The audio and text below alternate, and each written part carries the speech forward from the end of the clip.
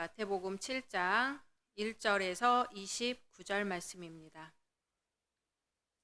마태복음 7장 1절에서 마지막 29절 말씀까지 제가 봉독하겠습니다.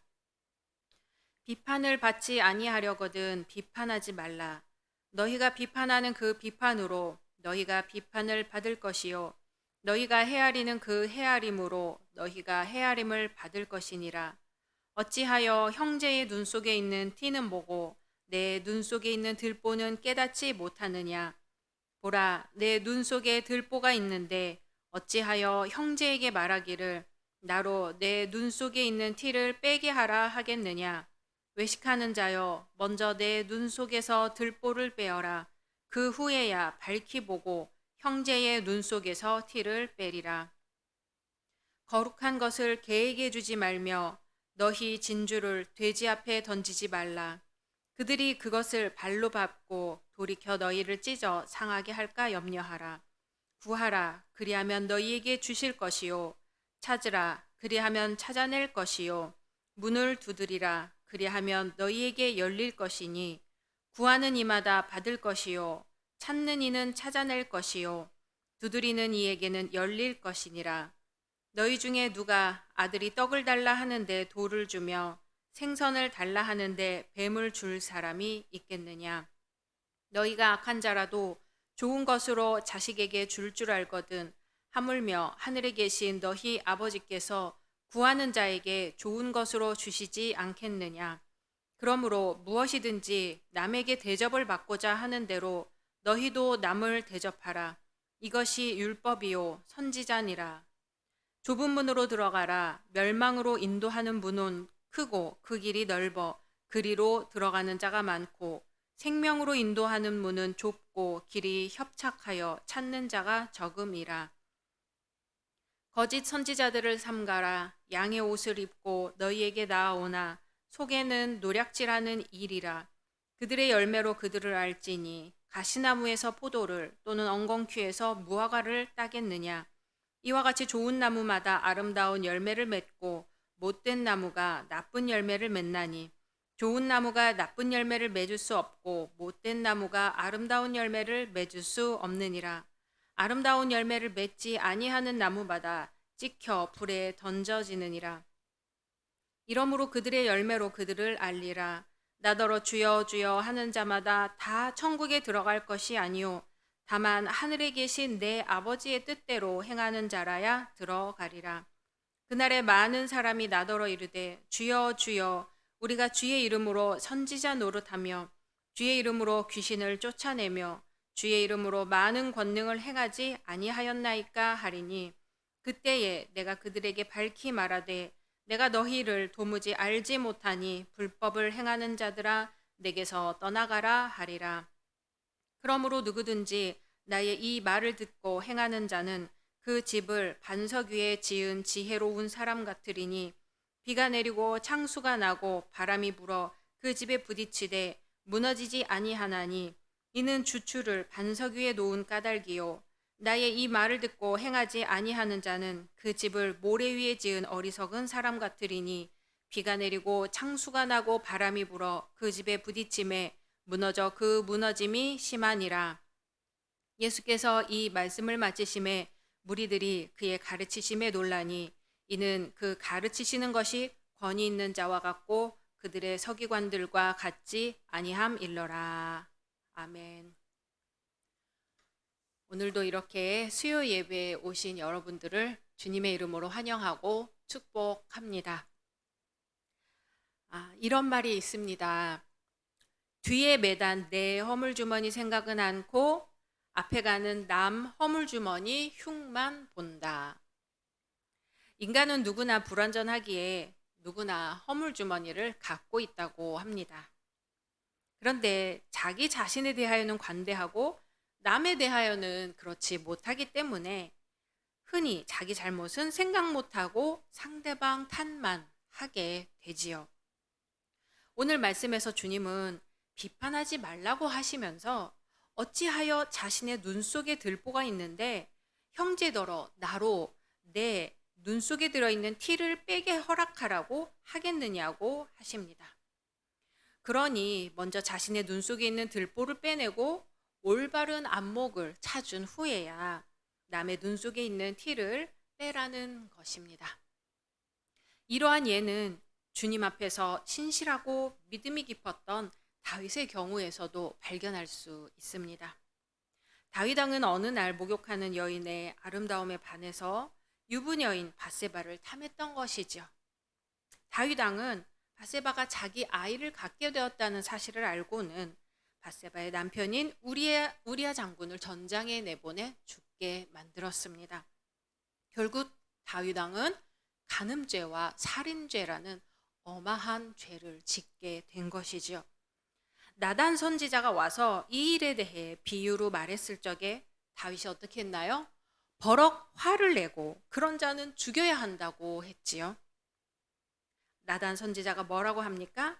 당신이 바로 그 사람입니다 라고 했습니다. 다윗처럼 경우 바르고 하나님 앞에서 올바로 서 있던 사람이 순식간에 이런 잘못을 저지른 것에서 알 수 있듯이 자신의 들보는 보지 못하고 타인의 티만 보는 예는 얼마든지 있습니다. 서로 같은 그리스도인이면서 자신이 따르고 있는 교리와 다른 교리를 갖고 있는 사람을 만나면 그리스도 안에서의 사랑 따위는 온데간데 없이 먼저 상대방의 교리가 어떻게 잘못되었는지를 따지는 모습을 종종 볼 수가 있습니다. 또한 자신이 중요하다고 생각하는 덕목들이 있지요. 예를 들어 봉사나 예절, 단정한 옷차림, 시간, 엄수 이런 문제에서는 다른 사람이 잘 지키지 못하는 것을 보면 마치 큰 잘못을 저지른 것처럼 비판하면서 실제 자신이 놓치고 있는 많은 덕목들은 생각하지도 못합니다. 오늘 주님은 또 이렇게 말씀하십니다. 좁은 문으로 들어가라. 한 학생이 국내 최고 명문대에 합격을 했습니다. 하지만 중도에 그만두고 다른 학교 특수교육과에 입학했지요. 이 학생은 평소 소망하던 장애인을 위한 삶을 살 수 있게 되었다며 기쁘고 설렌다는 인터뷰를 하였습니다. 흔치 않은 일이죠. 어떤 사람은 이 학생의 선택을 두고 바보 같다고 세상 물정 모른다고 말하는 사람도 있을 것입니다. 그런데 오늘 말씀에서 예수님 말씀을 들어보면 좁은 문으로 들어가라. 이 학생과 같이 찾는 이가 적고 길이 좁은 문이야말로 생명으로 인도하는 문이라는 것입니다. 반대로 들어가는 이가 많고 또 길이 넓은 문은 멸망으로 인도하는 문이니 피해야 한다는 것이지요. 현대의 우리들은 아름답고 교양 있는 삶을 누리려고 애씁니다. 차 한 잔을 마셔도 우아하게 마시고 싶고 사람들과 교제를 나눌 적에도 조금 더 예술적이고 문화 수준이 높은 그런 교제를 하고 싶어 합니다. 물질이 조금만 허락된다면 화려하고 풍요로운 삶을 누리려고 하지요. 아름답고 평탄한 길이 있는데 좁고 가기 힘든 길을 선택하는 것은 바보처럼 보일 수밖에 없을 것입니다. 그러나 예수님은 생명으로 인도하는 문은 바로 좁은 길이다 하고 가리키십니다. 잠시 멈추어 생각해 볼까요? 우리가 가려는 이 길은 좁은 길, 생명의 길일까요? 아니면 넓은 길, 멸망의 길일까요? 이 시간 함께 기도하겠습니다. 오늘 말씀을 생각하면서 기도하시고요. 코로나 종식, 또 의료진, 봉사자, 위정자 위에 기도해 주시고 담임 목사님과 교역자, 각 선교회를 위해 교회학교와 청년부를 위해 마지막으로 대입 수험생들을 위해 함께 기도하는 시간 갖겠습니다.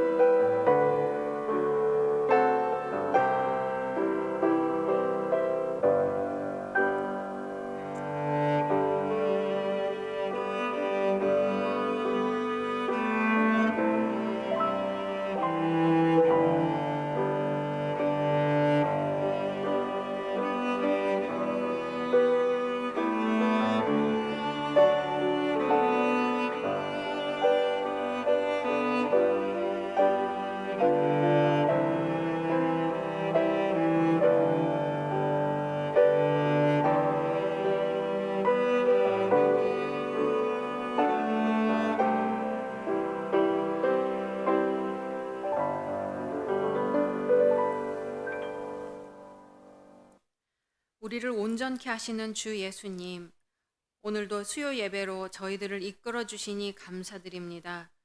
저희 가운데 늘 함께 하셔서 오직 주님만을 바라보고 승리하게 하옵소서. 저희의 우선순위가 좁은 길, 생명의 길이 되도록 저희의 믿음을 붙들어 주옵시고, 남의 눈에서 티를 찾아내기 전에 자기 눈에서 들보를 보게 하소서. 남은 한 주간 세상 속에서 사는 동안 힘주시고 능력 주시고 굳건하게 하옵소서.